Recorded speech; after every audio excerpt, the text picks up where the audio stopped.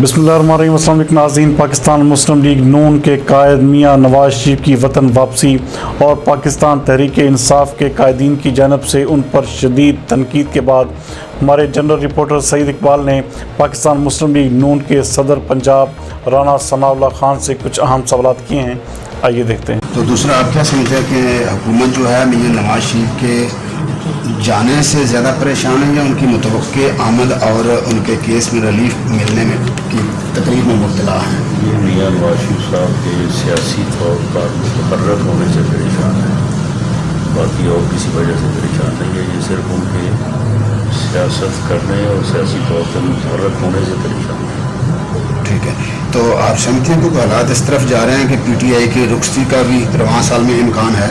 جی بالکل، وہ اے پی سی کی میٹنگ ہونے جا رہی ہے، تو اس میں بڑے مؤثر اور بڑے جو ہے وہ بہتر فیصلے ہونے والے ہیں۔ اچھا، دوسرا یہ بتائیں کہ وزیر اعظم صاحب نے کہا کہ میاں نواز شریف کو واپس لانے کے لیے میں تمام ذرائع جو ہیں وہ استعمال کروں گا اور بلیک میل نہیں ہوگا۔ تو آپ کیا سمجھتے ہیں یہ کس کو مخاطب کر رہے ہیں؟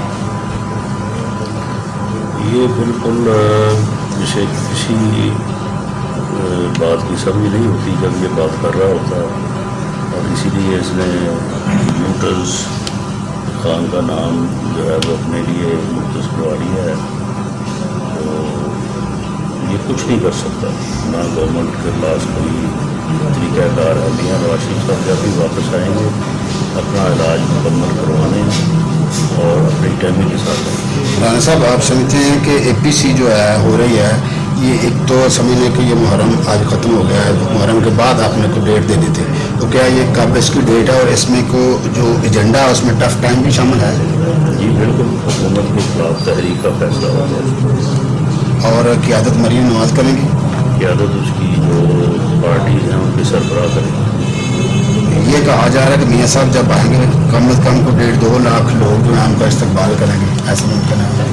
یہ تو جب آئیں گے تو انشاءاللہ تعالیٰ ان کا بہت عقید المسار استقبال ہوگا انشاءاللہ۔ دوسرا رانا صاحب یہ بتائیں کہ 2 سال سے احتساب ہو رہا ہے شریف خاندان کا، میاں شہباز شریف صاحب کے اب جو بچوں کو بعض بچیوں کو بھی منی لانڈرنگ کے حوالے سے طلب کیا گیا ہے، تو کیا آپ سمجھتے ہیں کہ ان کا جو تسلی بخش احتساب نہیں ہوا حکومت کا؟ نہیں، یہ بالکل انتقام ہے۔ احتساب جو پہلے ہی اس کو احتساب کی توہین ہے، یہ صرف سیاسی انتقام ہو رہا ہے۔ ایک آخری بات بتا دیں رانا صاحب کہ صدارتی نظام جو ہے اس کے حوالے سے بات گشت ہو رہی ہے، تو 2 درخواستیں بھی دے دی گئی ہیں سپریم کورٹ پاکستان میں پارلیمانی جمہوری نظام ہی کامیاب ہے اور یہی 1973 کے آئین کا تقاضا ہے۔ پاکستان میں اگر اس نظام کو تبدیل کرنے کی کوشش کی گئی تو فیڈریشن کا نقصان ہو۔ اس میں ریفرینڈم ہو سکتا ہے قانونی طور پر؟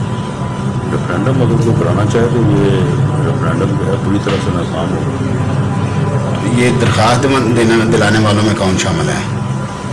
اور یہ ایک بحث چل رہی ہے جس کا وارث تو کوئی بھی نہیں ہے، ٹھیک ہے، بس یہ فضول سے جو ہے یہ بحث چلائی جا رہی ہے، لیکن صدارتی نظام جو ہے وہ پاکستان کے حالات میں وہ اس طرح سے قابل عمل نہیں ہے۔ پھر تو صدر بنے گا پنجاب کا، پھر اور کسی دوسرے کا تو صدر بن ہی نہیں سکتا۔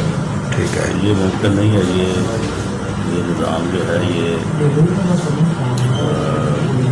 اس سے پہلے بھی جو صدر رہے ہیں تو وہ کوئی اچھا ایکسپیرینس نہیں رہا۔